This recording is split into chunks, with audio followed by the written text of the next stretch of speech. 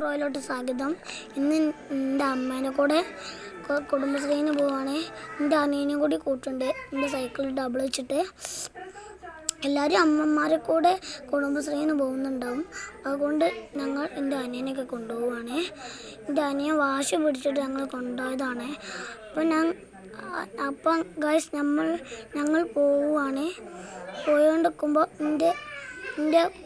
എൻ്റെ ബെസ്റ്റ് ചന്ദ്രുവിൻ്റെ വീട്ടിലെത്തി. അപ്പം ഞാൻ അവിടെ നിർത്തി. എന്തൊക്കെയോ പറയുന്നൊക്കെ ഉണ്ട്. പിന്നെ